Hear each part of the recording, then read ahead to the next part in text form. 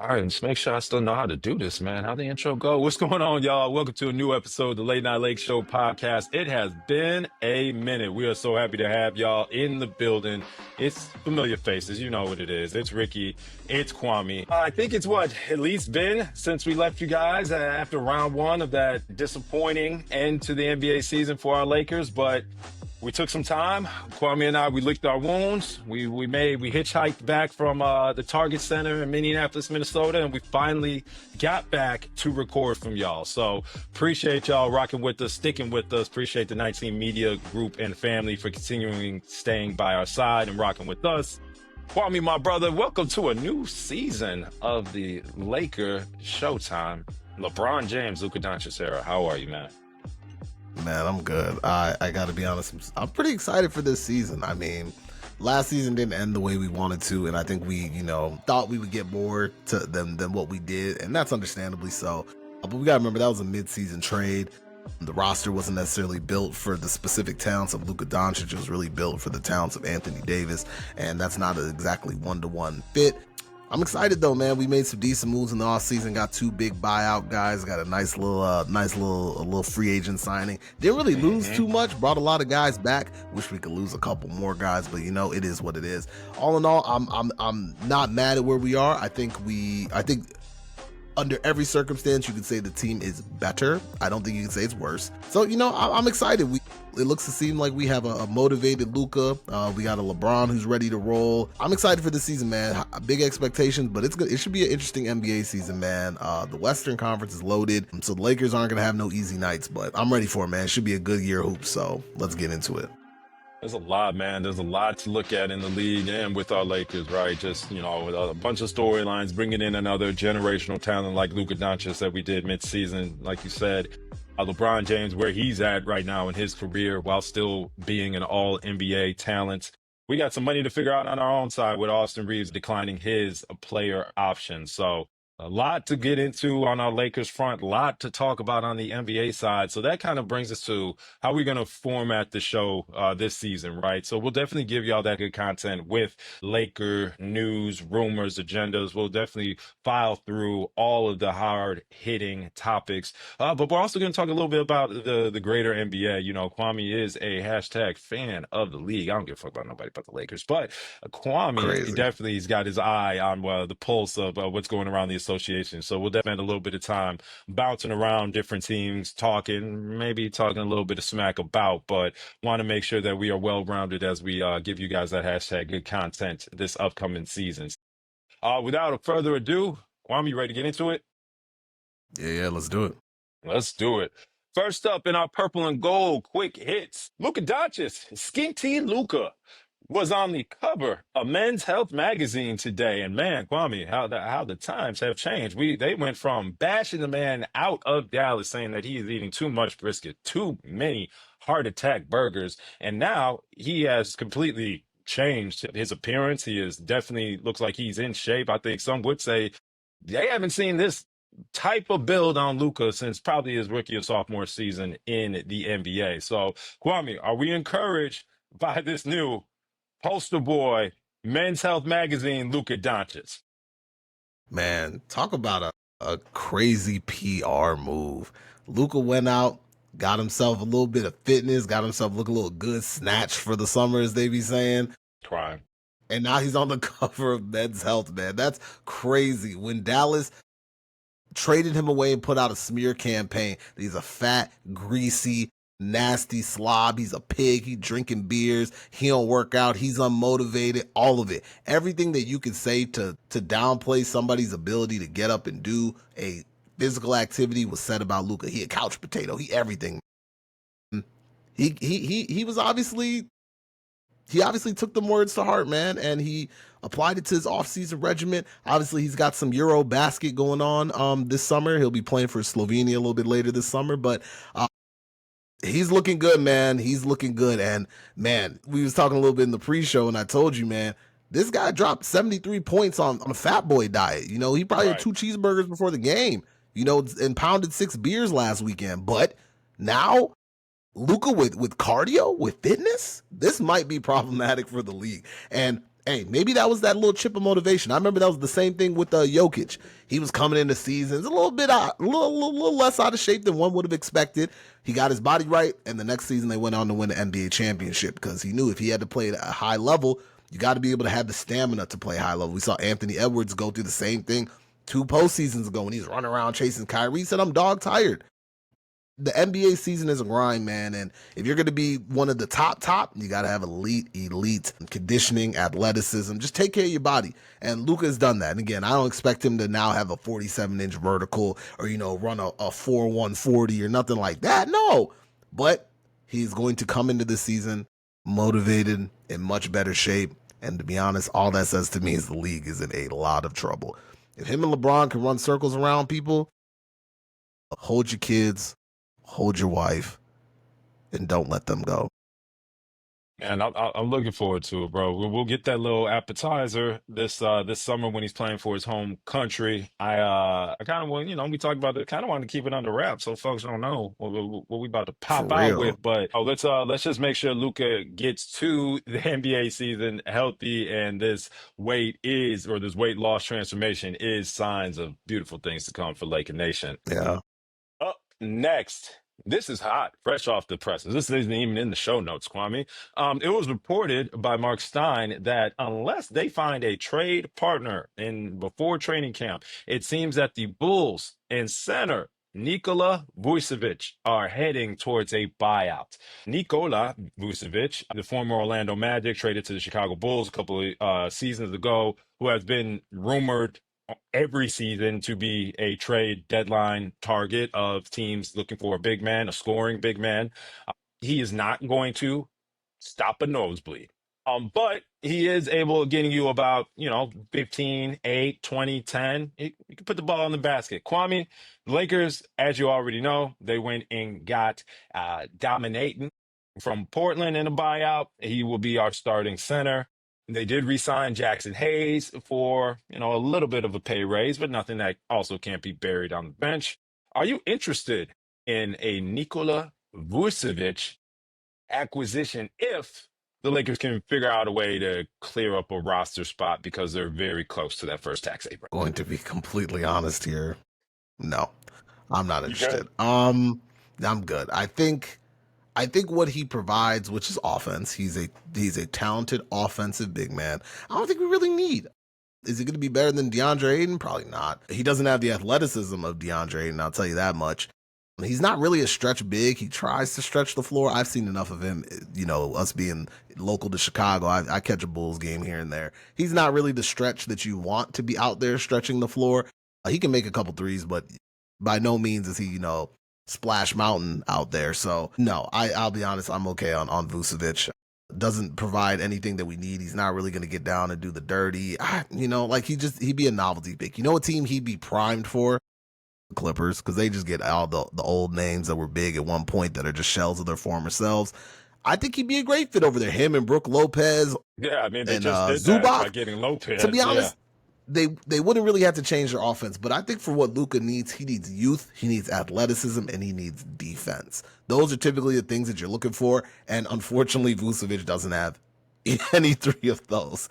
Again, his talents come on the offensive end, where I think we're kind of already saturated between Braun, Reeves, and Luka. How many extra touches are there going to be for Vucevic? And we saw he was begging for the ball when he had DeMar and Zach LaVine on his team. Yeah. I don't know if he's really there. He's not a starting caliber center in my opinion, especially in the Western Conference. Like, that's tough. I don't know, man. I just don't really see a lot of upside that's necessary for this team. He doesn't fill any of the holes that we have existing. If he was a buyout candidate late in the year and we had, God forbid, a season-ending injury or something that happened in our center core, sure, I wouldn't mind bringing him in as, a serviceable backup. But I'll be honest, I'd rather almost have Maxi Kleber play the backup 5 because, again, he can shoot the 3. He's a better stretch. I think he has a bit more athleticism. He's okay playing defense. Like, he'll just guard, That's not Vucevic's strength. I watch this guy get chewed up in pick and rolls. I'm good. I don't think he brings anything of value to the Lakers. Not to say he's a bad player. I just don't think he fits what the Lakers are doing, and he doesn't fit the roster that we currently have. It doesn't move me, not one bit. So I'm okay on. It's a no for you, dog. It's a no for me, dog. Yeah, I'm right there with you. I think the version of Vucevic that we saw directly out of Orlando, that was an interesting player, right? I think that offensive capabilities, it raised the bar enough that you're like, okay, yeah, he's kind of ass on defense. I get it. But he is now older and got the stench of a Chicago basketball system under him now. And yeah, man, it's the athleticism is not something that Luka Doncic is trying to play alongside. He takes up space at this point in time, and if he's not catching lobs for verticality purposes, it'd be a tough fit. So I'm right there with you. Yeah. Wrapping us up in our quick hits for this week. Summer League is over. We did not see our young second round draft selection, the 36th overall pick, Adu Thiero, who the Lakers traded up twice to get in the second round. The Arkansas 6'8" forward with the 7-foot wingspan. We hope to see you soon. From everything that we hear, see very explosive, very strong, athletic basketball player who the Lakers seem very excited about tapping into those on both the defensive and offensive floor. I mean, 7 foot wingspan to be a 6'8" forward, man. You get in the right farm system, they can develop you into shooting an open three every now and again. But I would be lying if I said that, the ghost of Jared Vanderbilt, which seems to still haunt these halls, that wouldn't be a prototype. Like, I feel like worst case scenario, he ends up him. So we'll see. Yeah. But in addition to that, Lakers also included Eric Dixon on a two-way contract from Villanova. I'm pretty sure he led the nation in scoring while he was at Villanova. How he doesn't get drafted after leading the nation in scoring, I don't know. But yeah, that just goes to show I don't care about college basketball because stuff like that wouldn't make sense to me. But more importantly, Bronny James had a strong, strong, strong finish to his summer league, averaging about 15 and a half points over the final two games. He showed improvement in his ball handling and offensive confidence. Kwame, I got to ask the question, man. We won't be here Mhm. forever. We're going to talk about our big dogs, but inquiring minds want to know, can Bronny James crack the rotation, potentially stealing some minutes from Gabriel Vincent? I'll be honest, I don't think so. Barring a trade or injury, I'd find it pretty hard for him to crack the rotation still. And obviously outside of like late game and garbage time, I'd find it hard. I think we have plenty of seasoned vets, especially the guard position. I just don't know where he really fits in. Now, I think he has a great opportunity to learn from a one Marcus Smart, who is now on the Los Angeles Mm. Lakers roster. I think he has a great opportunity to learn how to kind of be that defensive player. When Bronny came in, he talked about some of the players that he looked up to, like a Drew Holiday, a Davion Mitchell, want to be a force on the defensive end and then let the offense figure itself out. If he wants to look at defense, what better to look at than the 2022 Defensive Player of the Year, Marcus Smart? Hey, just as a heads up, we don't get a lot of guards that win Defensive Player of the Year. You know what I'm saying? I think there's a good opportunity for Bronny's development here, but to be honest, any real meaningful minutes of rotation, I would find it very, very difficult. We have too many ball handlers already. We have point guards on the roster that aren't even going to get to handle the ball because we have other players that just do it well. So to find minutes for Bronny, I don't know if we're quite there. To be honest, Dalton was the first round pick last year, and we didn't really see much of him towards the end of the season. I don't expect him to have a ton of rotationary minutes this season either. Again, barring injuries and whatnot. I'd expect him to be first up before Bronny would. So I'd find it hard this season. Maybe we go one more season out. It might look a little bit better once the roster's a little bit more cleared up. But unfortunately, I feel like there's just too big of a log jam for Bronny. But I loved what I saw in summer league. I love what I'm seeing from the kid. I love his attitude. He's just going to continue to get at it, and I think he has a great opportunity to learn from some very good vets this year.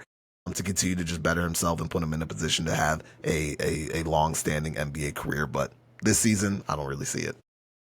Yeah, I'm right there with you, Kwame. And I mean, to the extent that Bronny coming into summer league, was honest about his assessment of where he sees his fit in the league, and he said, honestly, it's a lockdown perimeter defender. That's where if I'm going to have a long career, that's where I need to make my bread and butter. The offense will come. We saw the summer league, which is encouraging, but I think from the standpoint of Bronny being a 6'2" guard, right, with limited offensive repertoire on the NBA court, right? We've seen what he can do, in the G League and against like peers, but I think there's a ceiling on that end where he's putting all of his chips into is on the defensive end. I think that's a really smart thing, i.e., you could win a Defensive Player of the Year trophy by being that good and that height Oh yeah, that guy is now on the Lakers for you to learn from. To your point, and Marcus Smart. So I'm here for it. We're all cheering for Bronny. Best of luck to the boy and have a healthy season. Cool. I'm transitioning us over into the main roster and our core. For all intents and purposes, man, I would say it's been a successful offseason for our Lakers. No, there wasn't some earth-shattering seismic move that was made, which I guess a portion of the fan base was expecting. No, there wasn't the biggest trade in the world that clearly brought in a role player that you thought, wow, this is going to put the Lakers over the top. No, that didn't happen either. In fact, they lost a rotation player that they traded for last season in Dorian Finney-Smith. But what the Lakers and Rob Pelinka did do with their time this summer is address the biggest elephant in the room, and that was our starting center position. While the rest of the fan base was starting to sharpen the pitchforks for why the Lakers haven't made a move, you saw other bigs come off the board. Chris Haynes in his Haynes briefs stood 10 toes Oof. down and said, hey, this man is going to be a Laker in a buyout. And sure enough, Lakers fill that center position with a former number one pick in the league. He signs a 2-year, $11 million deal. He actually is represented by the same agent as Luka Doncic, so that helps for us. Are we transitioning from the clutch sponsorship, right, to over into the Bill Duffy? Relationships matter, maybe, but the only time will tell there. Oh, by the way, that is DeAndre Ayton, Marcus Smart, Jake LaRavia. Man, I butchered his name on another podcast multiple times. And yeah, Shoot. we brought back Jackson Hayes. We should see a healthy Maxi Kleber this upcoming season. For all intents and purposes, I think the Lakers came out as a net positive for them to finish third in the Western Conference, only lose Dorian Finney-Smith, bring back a starting caliber center, a former Defensive Player of the Year, appointed attack defender, and an intriguing, young, exciting white in Jake LaRavia, who shot 42% from three. I would say that Lakers Nation should be pretty excited about the upcoming season. But all eyes and the focus are going to be squarely on the Lakers' top two dogs. Luka Doncic was traded for Anthony Davis in the past trade deadline. We saw him work his way back into game shape, put in a strong effort throughout the playoffs, though we did see that there were still obvious holes in his health and him getting to game speed. Luka has a big decision to make, man.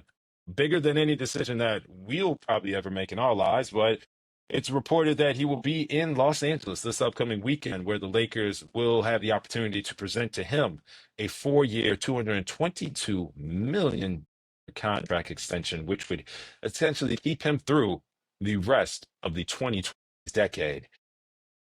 Now, if you want to get a little greedy, or some would say savvy, Luka is also able to sign a 3-year, $160 million contract extension with a player option in 2028, 2029. If he were to go down that route and do a 3-year deal with the player option instead of a straight up 4-year deal, he could take advantage of that upcoming expected NBA salary cap rise. And then he would be eligible for a 5-year, $369 million contract extension in 2028. That's a lot of money.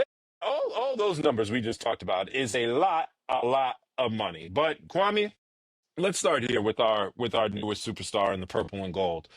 You're Luka Doncic. You're presented these options. You have the opportunity to lock yourself in through the decade as early as this Friday, or you decide to get one less year and re-up back in 2028. What are you looking for in this contract with the Lakers? I mean, it's a lot, man. Obviously, I think he wants to show his loyalty to the Lakers, so I think that's understandable for one. So I think he will absolutely sign extension. Timing is important though, because obviously if he could re-sign this offseason. I believe he said Friday is the first day they can offer him the contract, and that's a 4-year deal. He could forego an extension, become a free agent next year, and re-up with the Lakers to get a 5-year deal, which again is what, like 70 million more in total, and he gets an extra year. So if he's really looking for the money, he can get extra. But man, I'll be honest, something that would be ringing in the back of my head as a young superstar in the league today. I watched 2 of some of our best players in this game have season-ending injuries in the postseason last year, that might frighten me a little bit. Because you gamble it, something happens. Now that money they're gonna offer you is gonna look very different. You're damaged goods.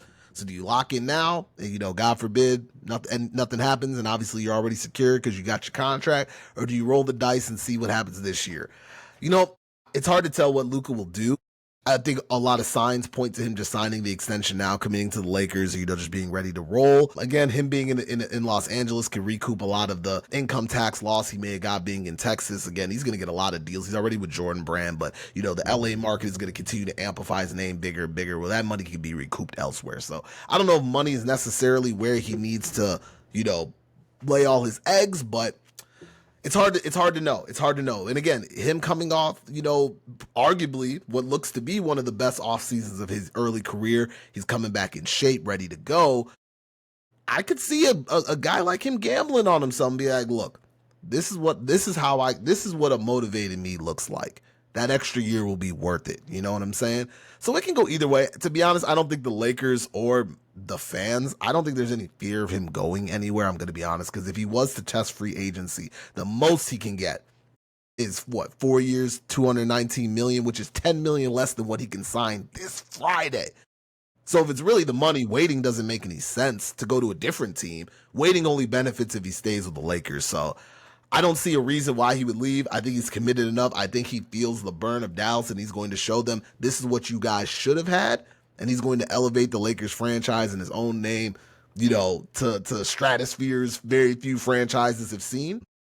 So it's tough. It's tough for me to know which way he's going to go, whether re-signing this year or next. I don't think there's an issue either way, but all I do know, I doubt he'll take the short-term extension like you expressed. I doubt he'll do a short 3-year term and then re-up. The money. How old is he going to be in 2030? Like 29, maybe 30. Right.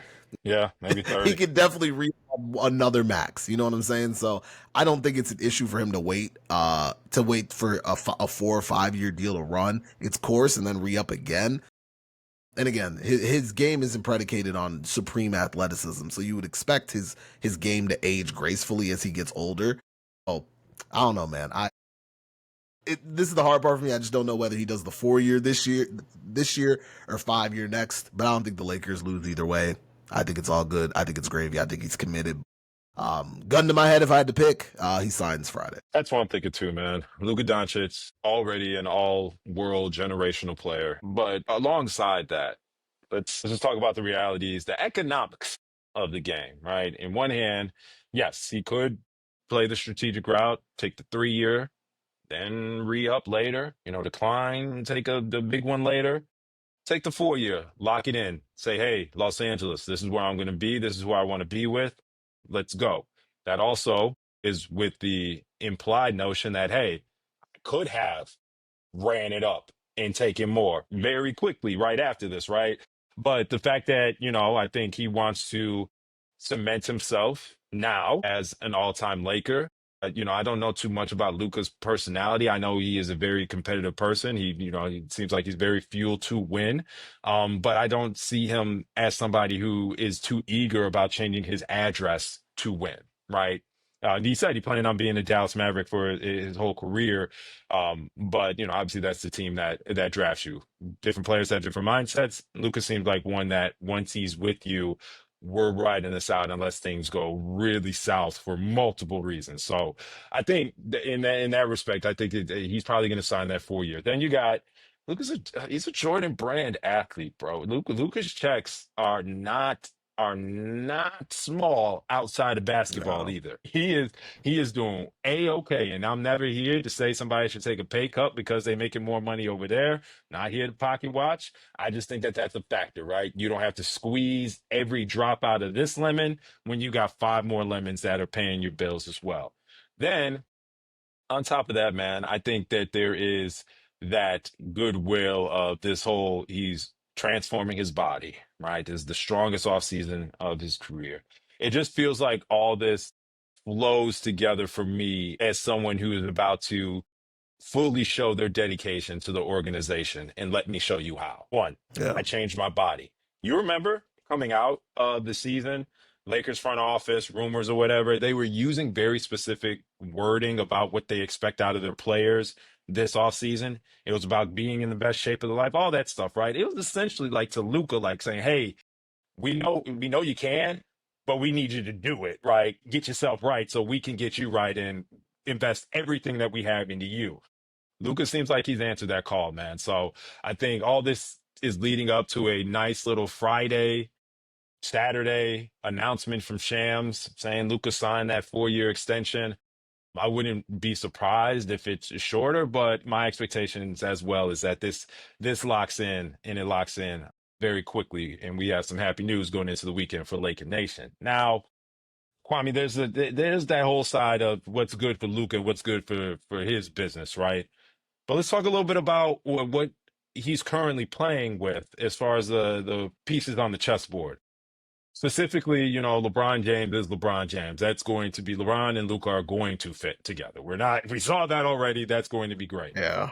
You bring in, DeAndre Ayton, while he doesn't have the athleticism of Jackson Hayes, he does have way more of an offensive skill set than Jackson Hayes. I'm curious, right, between your DeAndre Aytons, your Austin Reeves, how does Luca feel about potentially this starting lineup in his fit? Is there a lot more in his eyes that to be desired, or does he feel like this is good enough to go to war with and we can be pretty successful? I would imagine he thinks this is pretty good, all things considered. I think, again, they'll have to struggle with a bit of the redundancy with Austin Reeves and LeBron and Luka kind of all sharing similar skill sets and purpose on the offensive end. But I would assume this offseason these guys are working on a few different aspects of their game.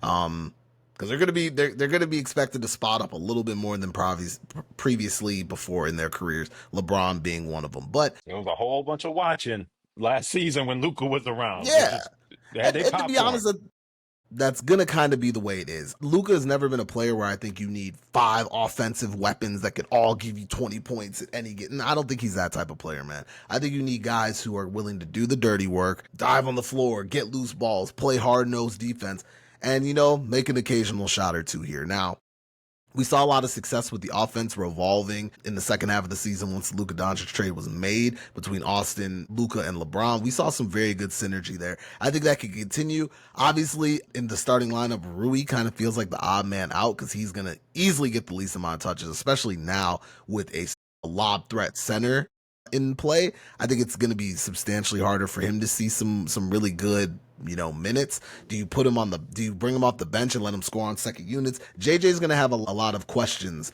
that he's going to need to answer in terms of what our lineups look like and how we can maximize the potential. Because again, we got to think this team needs to revolve around Luka and his skill set. It's no longer LeBron and his skill set. It's no longer Austin and his skill set. It is Luka Doncic and his skill set. So whatever is the best to service that's what he's going to need. Honestly, I think DeAndre Ayton's a huge get.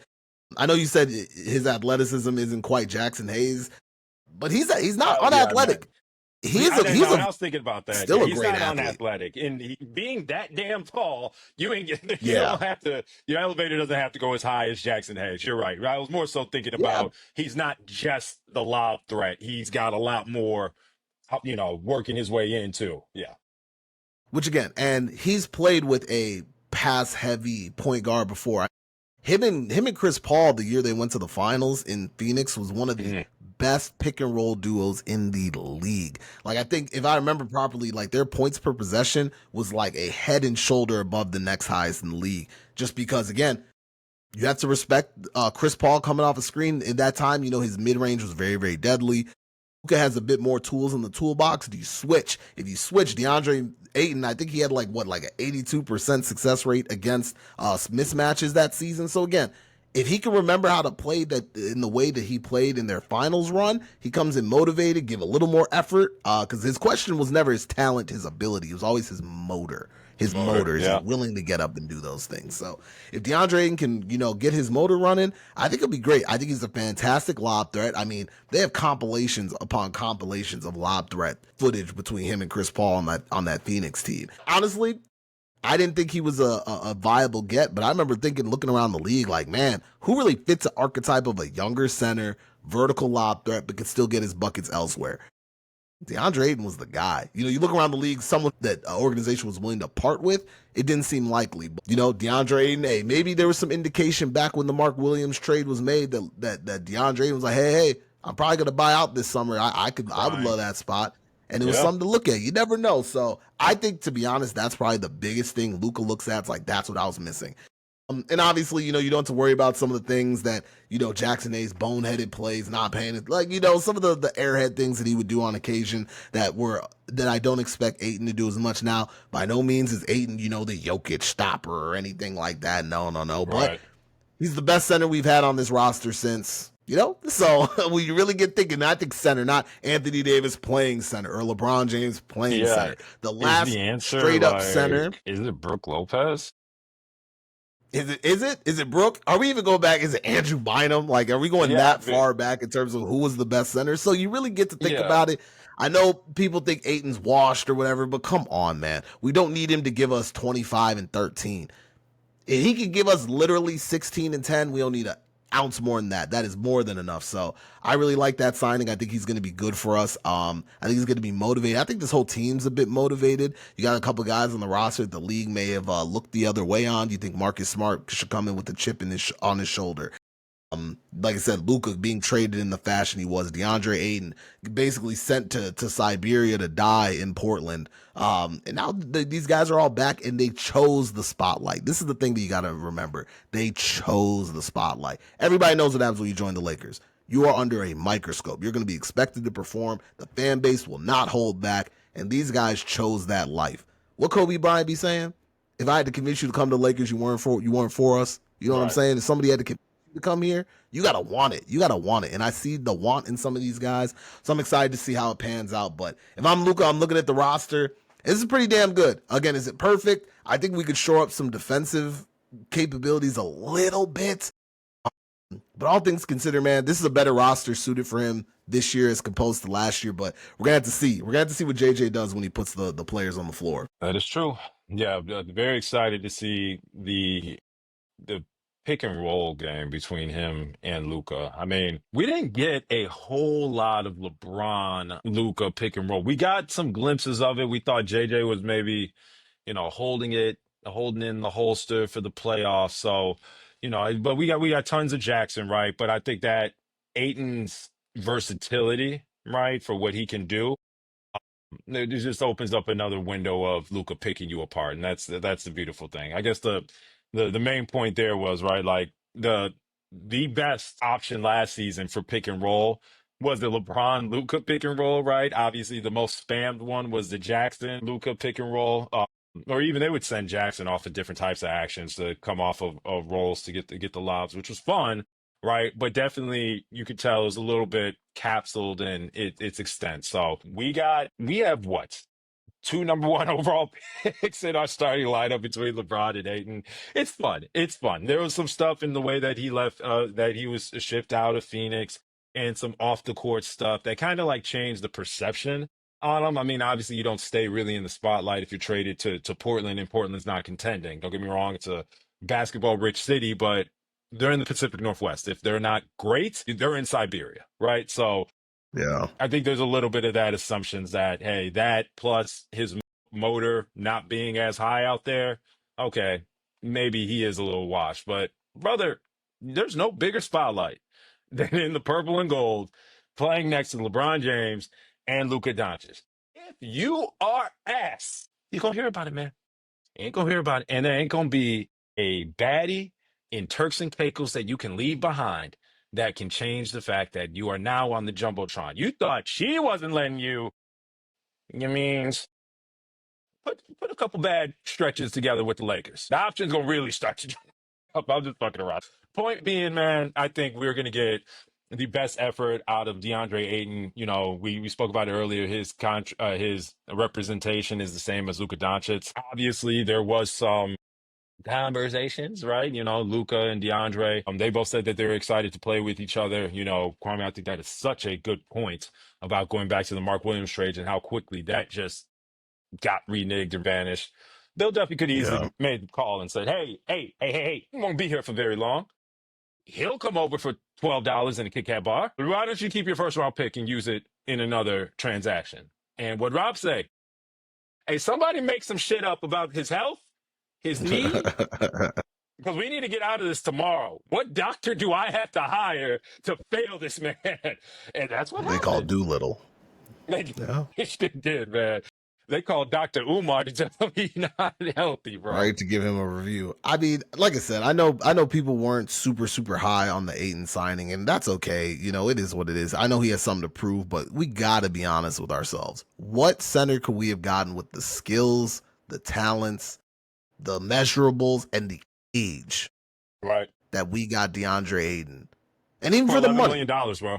$11 million. All those things considered, what center could we have gotten without having to ship all our assets out the window? You know what I'm saying? Like, this is the best we could do, and it's very good. Like, if we signed DeAndre Ayton outright, like with cap space, like that would have even been a good move. We got him for essentially, like I said, we could have, if we signed him to a full contract, that would have been a great move for the Lakers. They got him on a budget-friendly buyout deal. Come on, man. What center was out there that was better, dog? We got to remember what Luka does for centers. He made Daniel Gafford a NBA known name. We knew Daniel Gafford from playing on the Bulls. He couldn't see the floor on the Bulls. No. Couldn't sniff the court. And then all of a sudden, he's one of the most touted free agent bigs. What? That's because of Luka. Luka made him what he is. You don't think he can do that with DeAndre? And they from the same draft class. They the same. You know what I'm saying? There's a lot going here. Yep. I'm expecting to see good things. So, again, he can't be any worse than Jackson. Muggs were talking finals with Jackson Hayes as our starting center. You know what I'm saying? So, like, now we have a real starting center. Let's take the good, guys. Let's take the good. Running a little short on time, first week back. We'll make sure to get to you guys on a weekly basis. It's mostly on me. So if we don't, it's my fault, and that's okay. You guys can let me know that it's my fault. But real quick, Kwam, I got to know. I mean, you know, maybe this is my fault for making the assumption because they won't stop posting trade articles and trade rumors about it. But LeBron James is months away from his 23rd NBA season. I believe this will be year 6 with the Lakers, or 7. 6, yeah. 7. He came in 19. Yeah. And LeBron James, last time I checked, had never been traded in his NBA career, has finished every contract that he has ever signed. And yet, this entire summer has been spent crying because Rich Paul said that LeBron wants to win and he'll be monitoring the Lakers' moves closely. And then he follows up and said that he never meant for that to be taken as he wants to leave Los Angeles. Kwame, I mean, maybe it's on me, man. Did we just spend this whole show with the assumption that LeBron James is going to be in the Lakers uniform only for him to be traded 15 minutes from now? Or was this just another summer of the people, the media, using LeBron and the Lakers name to put food on the table? You're exactly right. This is just running their media gambit to feed their families, and I get it. You gotta do what you gotta do. But come on, LeBron doesn't want to be traded. He has no trade clause anyway, so they can't just move him. It has to be an agreed upon thing. So like, that's for starters. I get before the free agent moves and, you know, seeing what happened, it looked a little dicey, but now I think sitting here, we look at the roster, like, where's LeBron going to go that he's going to find a better roster? Also, who's going to trade the assets for year 23? Coming up on age 41, LeBron, like, what are you going to give? And he's making what? $6 million this year? Who is going to trade for that? Any team that's a championship caliber team, they're smelling that apron so closely that they probably can't even aggregate the contracts needed to trade for him anyway. So it's got to be a 1-to-1 swap. People got to read the CBA and understand that, like, even just the feasibility of even like wanting to do it is very hard. And then you got to think of, again, you got to incorporate his age. You know, there's a lot of things that come into it. I don't think he wants to go anywhere. If he wanted to go somewhere, he would have. Remember when they asked him shortly after AD was traded, they're like, do you have a problem with them looking towards like Luka Doncic as the future? And he's like, if I had a problem with that, I would have waived my no trade clause and got up out of here. And he had another opportunity to do it this summer. Again, if he wants to leave, he'll be gone. One of the most decorated stars in the history of the NBA. If he doesn't want to be here, they'll make it happen. He wants to be here. Teams will look to trade for him if they are, and to be honest, it's probably only Golden State because they're chomping at the bit for any inkling of life, which they thought they got with Jimmy Butler, but they have yet to make any free agent moves this entire season. So wowzers! But that's the type of stuff I think about. Where's LeBron gonna go, man? The only thing will be Cleveland. Is Cleveland really gonna ship everything out of there? I doubt it. So, unfortunately, Lakers fans, I know guys have been waiting years for this man to be off the team, years to retire, whatever it may be. Yeah. You're going to have to sign up for one or two more, dog. You have to sign Yeah. up for one or two more. I'm sorry, but he's Yeah. not going anywhere. Why would he go anywhere? People act, and this is the part I got to make this part known. The media runs that LeBron is like in complete shock that he is no longer the number one option catered to is absurd. LeBron has been trying to pass this torch, I shit you not, Thanks. since like 2015, dog. It's been a decade. He tried to hand them keys to Kyrie. He threw the motherfuckers at Kyrie. Kyrie said, I don't want it. I want to go somewhere else. Yeah, AD come. He been trying to throw them at AD, pelting him, trying to get AD to be it. And you're telling me now there's actually a player who is better than him, who can take the reins and basically carry the duties he had to do offensively. And he could just kind of be that Swiss Army knife player like we saw in the Olympics. You're telling me now he's like, I don't want that. I still want to have to be able to score 30 points a night. Gotta go. Like, what are we talking about, people? Like, let's be honest here.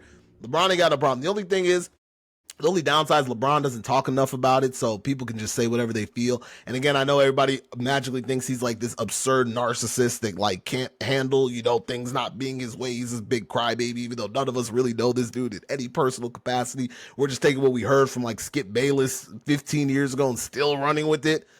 We gotta let it go, dog. LeBron don't care about none of that. I think he is very happy with his life. You think his family trying to get up out of there? His son is on the team, dog. Like, there's so many things. It's like, why would he uproot himself? Too. He turned his back on Drake to embrace LA culture. You think he's gonna dead all that? Because y'all on the internet don't like. Come on, man. Like, we got to be honest with ourselves. LeBron is here to stay. It's 100% on all those points. It's also just coming to a reckon. Everybody just coming to terms with. There is no more race, right? Like, there is no, like, this was a great conversation. It fed basketball fodder for literal decades. LeBron chasing Jordan for 6. As soon as LeBron lost his first finals, y'all have said that doesn't matter anymore. Nothing he could do. Yeah, There's nothing he could do. He started winning championships. You started picking at the rosters he won them with. He did it with his hometown team. You picked at that. He did it with a third team. You said it doesn't matter because it's in the bubble. There is no more race. This race is over. Outside of championships, LeBron can look at his NBA career and legitimately say, no one has done this. I don't think we are understanding what accomplishments this man has gotten. And yes, sure, only thing that matter are the rings and stuff. But then we all have this tired conversation. How many does Jordan have? How many does Wilt have? How many, Bill Russell, right? He's the one with the 11. We're not doing this anymore, guys. So the whole LeBron is going to leave or wants to leave because he needs to be in contention for that championship. I just think it's just disingenuous for where this man's at in his career. Does LeBron want to compete and play meaningful basketball games? Yeah. He's absolutely old. He's not out here to just get in cardio. He wants the games to matter. But is he going to uproot his family, uproot what he's built already, all the businesses, all the relationships, all the content? Yes, those will move wherever he goes. But guys, we're on the last chapter of the book, people. Just, if it doesn't come with another Lakers championship, just be okay with what you read. It's all right. It's all right. We're going to get what we're going to get to wrap this up. LeBron will retire a top 10 to 12 player in the league, whatever year he decides to hang up the sneakers. So it's not like he is hemorrhaging the Lakers. Some might say contractually with making $52 million, but that's the contract that he signed. He didn't make the Lakers offer him that much. He signed his max contract extension a couple of years back, right, with the player option. He opted in. This is the end of the road. Let's just enjoy it. Let's enjoy these next 2 calendar years, max, of LeBron James playing professional basketball. Stop worrying about what it means for what. The book's written. Let's just enjoy the last few pages. You're right, man. Let's just enjoy what we saw. It's Enjoy been a it, great man. run. But like again, I don't know a single Jordan fan, I don't know a single LeBron fan or any other fan, a player you want to be, that if LeBron could win five more, you're not going to change his standing. It's not going to matter. If you already think he's the greatest, you think he's the greatest. If you don't, Hmm. there's nothing that in your mind that's going to change it. So why does it even matter anymore? Let him enjoy these last couple seasons. If you're a fan of the Lakers, enjoy the show. And if you hate it, if you hate the Lakers because LeBron's on it, you used to like the Lakers, give me like 600 more days, bro, and then you're straight. Like, like 2 years, Like, dog. And then you're good. yeah. Like, we're almost done here. Let's just enjoy these last couple years and stop worrying about the nonsense. Let's enjoy good hoops. Let's hope for the best for our team. And let's see what we can make shake in the final chapters of the LeBron story. But he's not going anywhere. Vanna's not going to no winners for a year. For a year. For what? For what? LeBron Yeah, gonna no, live literally alone in for what now? Cleveland? Yeah. LeBron gonna live alone somewhere? No. His family's here. They're rooted, and he's damn near at retirement's door. They're not trading him, and he not asking him out. He's just gonna ride it out in the sunset as is, and we The gonna have folks to don't enjoy it. like So whether you like it or sunsets, not, we bro. here. They don't like sunsets. They don't They don't like like nothing they happy. like People don't like being turbulence. happy. They People don't don't like like being happy.